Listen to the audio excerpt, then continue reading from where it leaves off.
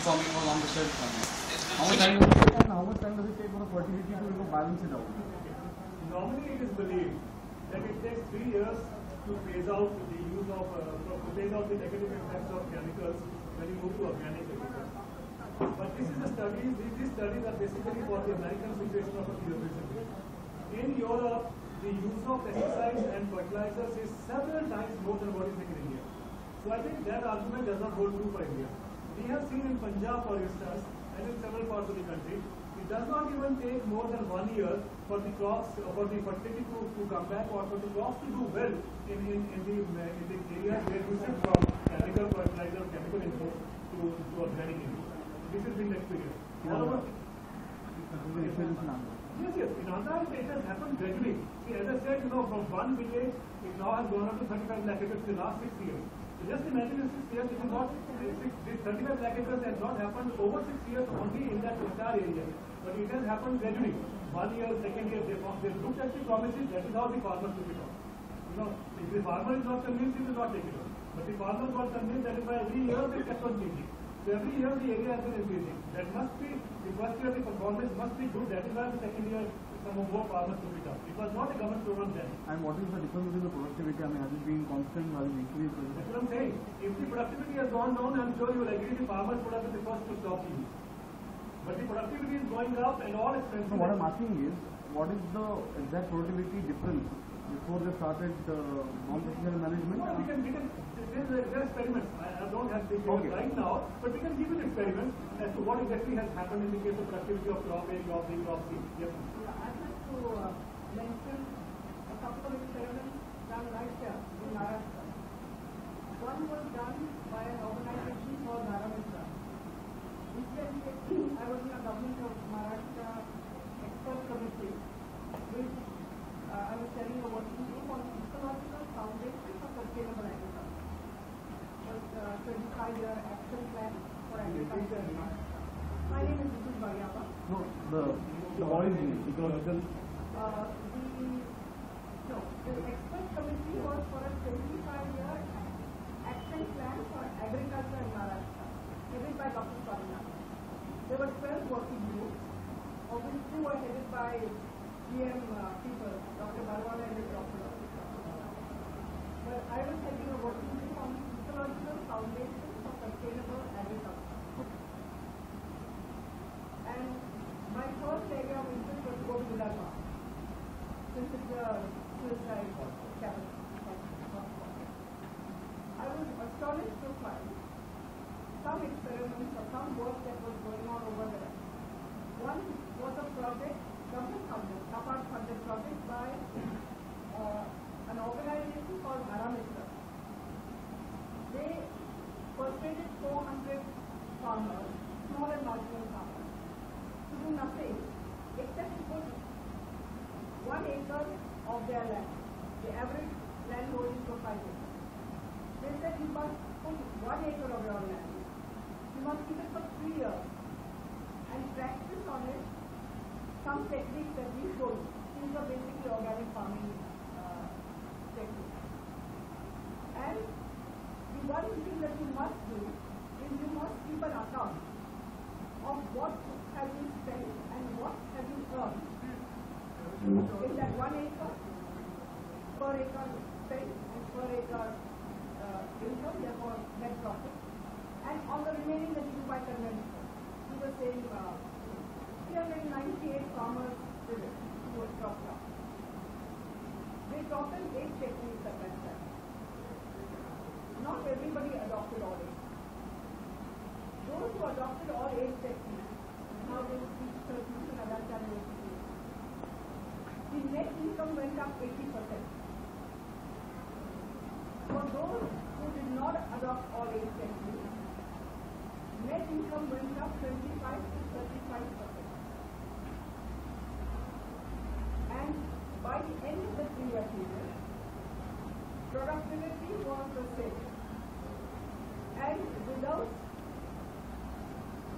being asked to do so, at the end of the 3 years, instead of 400 acres being under this kind of farming, 1,200 acres were under that farming. That means automatically the farmers have started to adopt.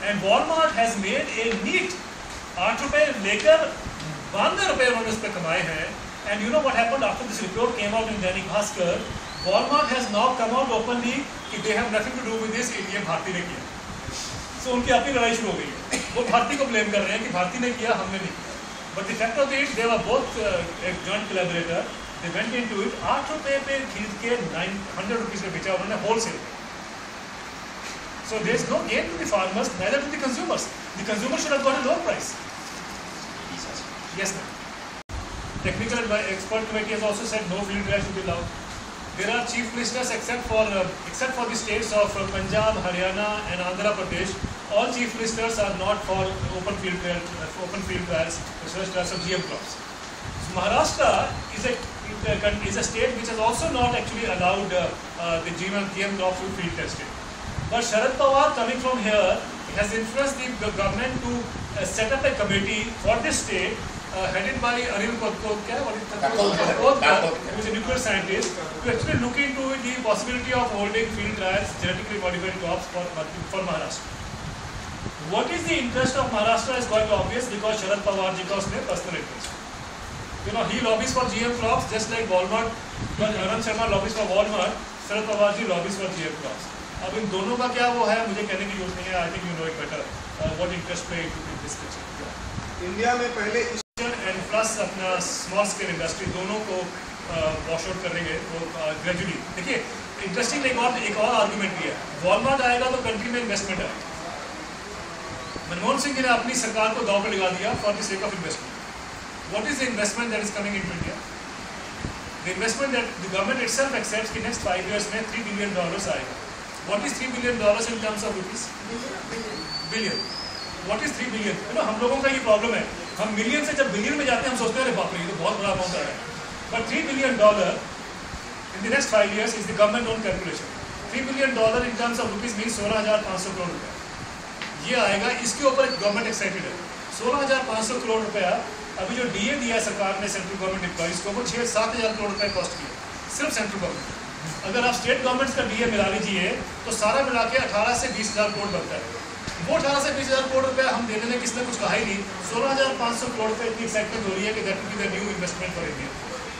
So I think this investment bogey also has to be exposed. This is not going to be helpful to India, and these companies will wait till every state opens up and all those things. Basically, it's a question of we know Mexico में उन्होंने bribe किया. अभी आपने अगर Mexico का scandal पढ़ा होगा तो Mexico में Walmart has bribed the officials to get more extension into the country, opening up shops. और अभी न्यूयॉर्क टाइम्स ने जब एक्सपोजर किया तब पता चला कि Walmart ने उस इंक्वायरी को बंद भी कर दिया था. डिपार्टमेंट ऑफ जस्टिस जो अमेरिका का है, जो हम कहते हैं कि बड़ा अच्छा काम करता है, वो भी चुप था. जब न्यूयॉर्क टाइम्स ने एक्सपोजर किया तब वो जाके एक्टिव हुआ है, तब उसने उस पर दोबारा इंक्वायरी शुरू कर दी है. अभी उसका न्यूयॉर्क टाइम्स ने कल परसों एक और एक्सपोजर किया है कि हाउ 19 स्टेट्स में उसका कैसे उसका फ्लॉप किया गया है विद ब्राइबरी. मेरा ये मानना है, and I'm sure you'll agree, a company which can bribe officials in Mexico, how do we expect it has not bribed officials in India? And since when have Indians become very clean and pious and dharmik kam ho gaye? Indians are also known to be corrupt. So it is quite clear these people have also bribed Indian officials to get entry into India. I am not sure how much of it has gone to Prime Minister office.